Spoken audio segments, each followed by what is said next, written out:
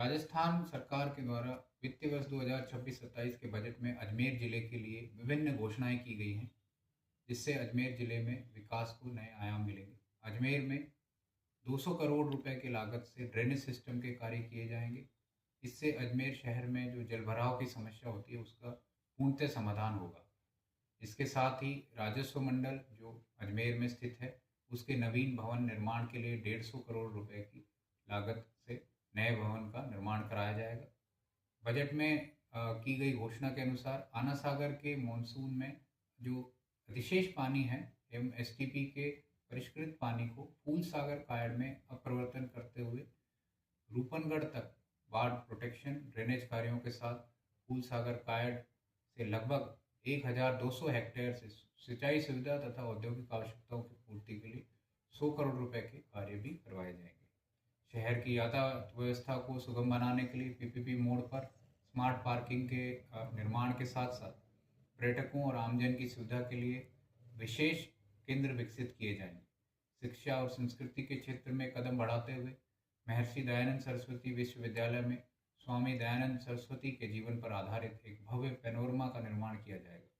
इसके अलावा तारागढ़ और तीर्थराज पुष्कर में पर्यटन सुविधाओं के विस्तार पर विशेष जोर दिया गया है।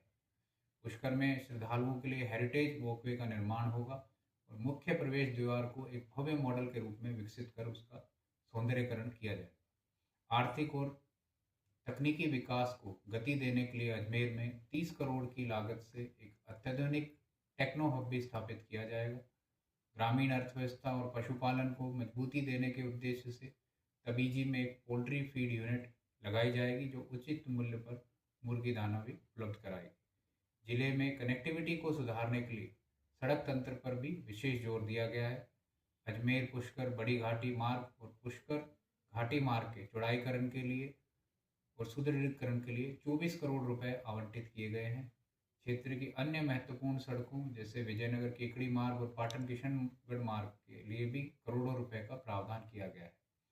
जल संरक्षण और सिंचाई सुविधाओं के क्षेत्र में भी बजट में व्यापक योजनाएं शामिल हैं।